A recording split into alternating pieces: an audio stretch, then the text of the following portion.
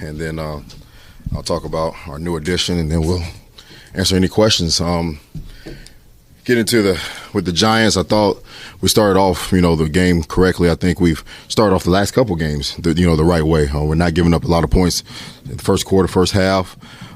Second half, we, they hit some plays on us. We got to shore up the run. The one disappointing play was at the end where the tight end hit the ball up the seam. That was a check where Baltimore hit the same touchdown. I think Andrews up the seam, same check. That won't happen again because I took that check out because apparently we don't execute it well enough. All right, so and it was frustrating that happened. The points should have been at a minimum, we let them get 7 there where they shouldn't have. The guys, the style that we want to play is still run and hit, and that did come to life. I thought Jeremy Chin just played an outstanding football game. He was all over the place. It was needed. And so now, we have to transition to Pittsburgh. And, as we transition to Pittsburgh, everybody knows we have Marshon with us now, and we're excited to have him, man. I've watched this guy since he came out of college. He's a dog, all right? And I watched his interview yesterday, and he talked about his dog mentality, and that's what he is. He goes out there and fight. He get up there and press. He'll challenge anybody. So he's a great addition. And then also what's been just a really nice thing to see is the other guys in the building be excited for him to be there. I didn't know if I was going to see some guys with their heads down because you bring in a talent like this. Some other guys might say, well, I'm going to lose opportunity. And they might be saying that. I don't know. All right, but that's the business. But nobody's acting that way. And so that's a credit to DQ and AP and the brotherhood and the culture that's being set here, that everybody is bringing them in, helping them, teaching them, talking to them. And as soon as we can get them out there, we will. When that will be, I don't know. Okay. So please don't ask me because I don't know when that will be.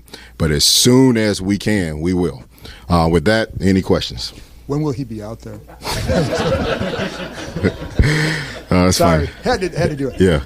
What's the challenge when you bring in a guy like that, and he obviously has his style to play press and all that, to incorporate him into what you guys want to do? Well, that's part of what we want to do. We want to be a hands-on, get up and challenge, lower this completion rate. But the difficult thing for him, because he's 8 years in the league so far.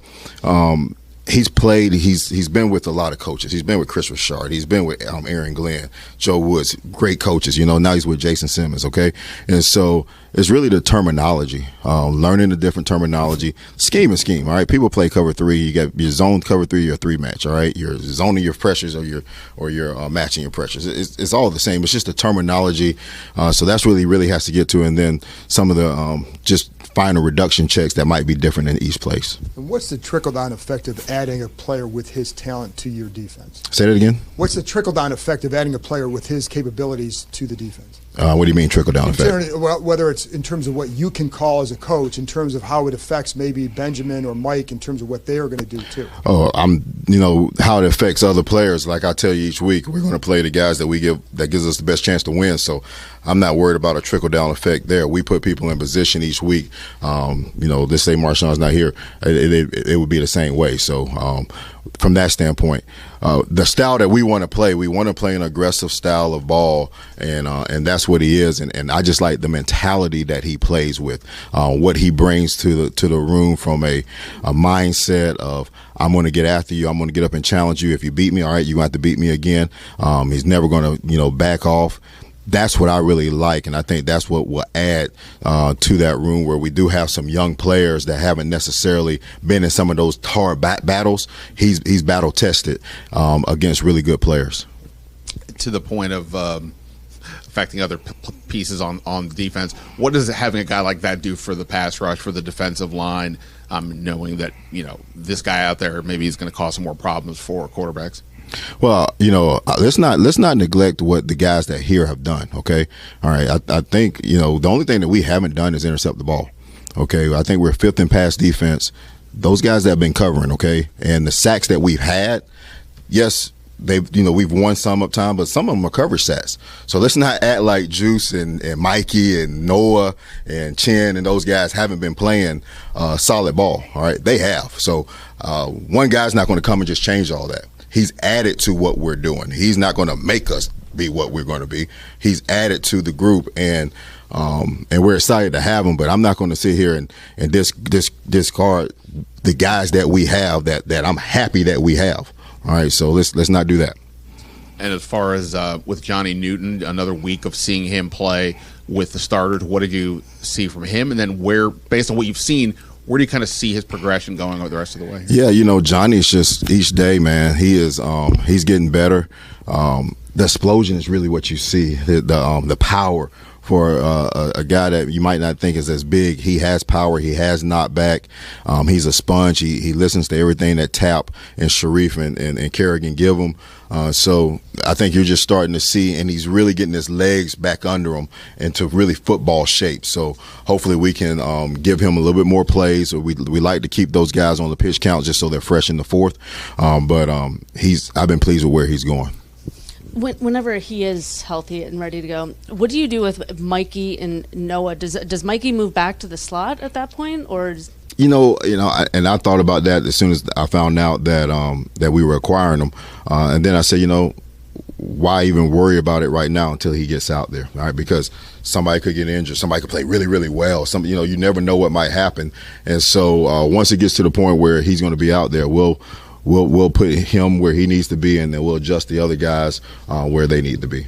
And going back to Jeremy Chin, what sort of leadership has he brought to the secondary as a whole, and when did you really start to see him, really get comfortable in the scheme and the things you guys were preaching on defense? Oh, that's a good question. I think he, with him playing for Jason Simmons in Carolina, Jason already told me what he was. And I saw that initially early. He's smart, he's quiet, and so I had to get him to be more vocal with the calls because he is so smart. He can help everybody around him. Now what you're seeing is the ability to help the people around him and play fast and make plays himself, which he did in the Giants game. So I've been pleased with what he's doing and the ability to cover the tight end, the ability to, we're going to send him in rush. He's tackling well. And so, but when did I actually see it? It's probably, the last 3 or 4 weeks where he started to really come out vocally and say, hey, this is my secondary and you guys have to, follow me. Did you watch Marshon when he was coming out and you were in Green Bay? Yes. What was your impression of him then, and how have you seen his game evolve over the years? It was pretty much the same. I thought he was a guy that, because, I think they had another guy, was it Conley, and then Denzel was a year behind him. And so, so long ago, but he was just a guy that got up there and challenged. And that's what and in Green Bay, that's all we did. We pressed all the time. That's all we did. We got up and pressed and challenged everything. And so that's what he is. And I like the fact that in this league, you're going to get beat at times. And then if he does get beat, he does not shy away. He gets right back up there and he does it again. He does it again and he does it again. And that's what it takes in this league to be a really good corner and just have that dog mentality, and he has that. Well, you kind of just answered my second question, I think. But when people have always talked about his dog mentality, are there examples or like moments that stick out to you when you're like, oh, okay, that's what I appreciate or I'm thinking of when I say that? I can't really pinpoint any of them other than just his style of play. Really, I think is a all-encompassing of what he is. He gets up there and you see him fighting, you see him challenging, tackling, all aspects of being a complete corner. Yeah. Hey, good afternoon, Coach. How you doing? I'm doing good. How are you? I'm great, man. Looking at the Steelers, the potential, the expected return of Zach Frazier, how much does that impact the Steelers' offensive line in your eyes? I think it's going to help. I was looking at some of their interviews yesterday, and him being healthy, and they do a nice job knocking people off the ball. They do so much 13 personnel. I think more 13 personnel than anybody in the league. So our big people are going to have to play big and physical. One thing we like to say is it's going to be a physical game for the only reason because we're in it. But that's how they think too. I know how Mike thinks. They want to be a physical bunch. So it's going to be fun. But they're going to try to knock us off the ball, and we're going to attempt to do the same thing. And you talked before about more so worrying about tendencies than like personnel, like specifically when we talked about the potential of Jonathan Brooks returning to the Panthers game, if that was going to happen. Mike Williams presents possibility of them changing some of their tendencies, even maybe just going deeper more than they usually do, but even maybe bringing them a piece of their offense they haven't had so far. So how do you balance kind of focusing on their tendencies so far, but also trying to anticipate what Mike Williams might bring to them? Well, and them coming off a bye, so they're going to be some unscouted looks because, they did some self-scout stuff. And always when you come off a bye, you have some new wrinkles. He gives them somebody opposite 14, that can go vertically up the field. And so now, boom, there's shots on both sides for Russell. And what does Russell do best? He throws the deep ball really, really well. He's done that for a long time. Just throw the ball outside the numbers, and now they can put guys, they can go 12 personnel and put guys outside, block it up, and give them shot opportunities on both sides where there's 50-50 balls, and that is a problem.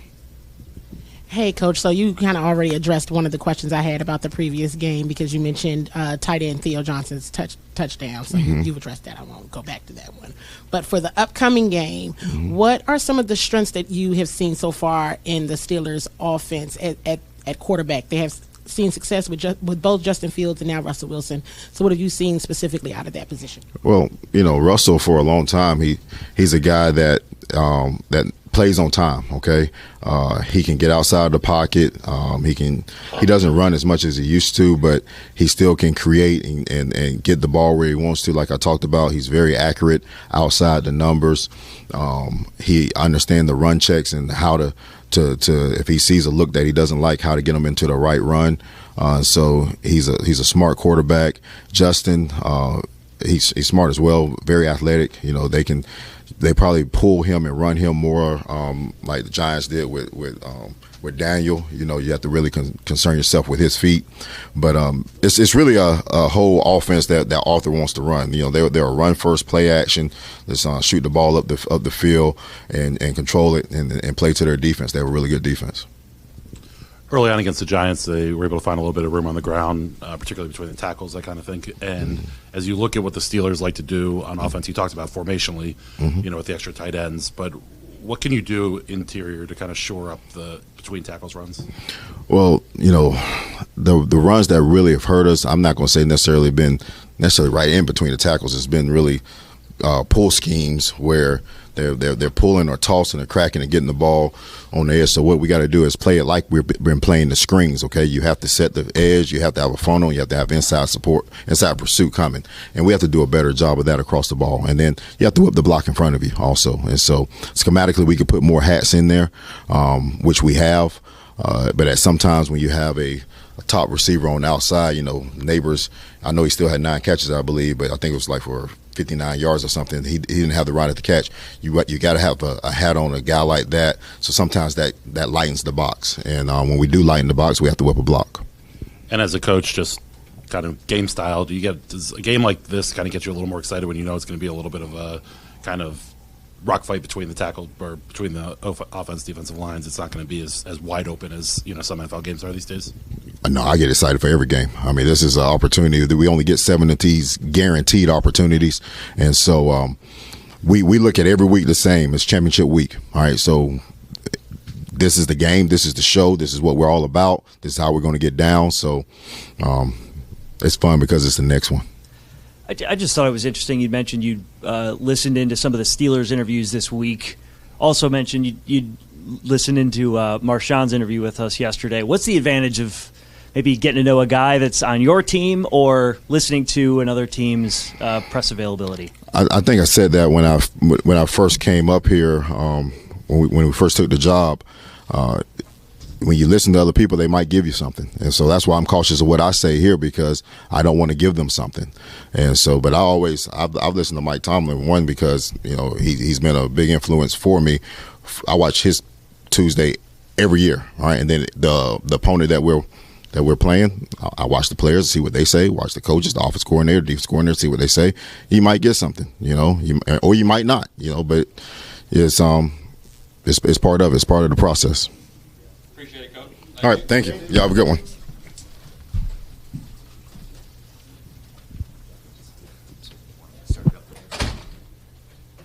Thank you for your loyal viewership.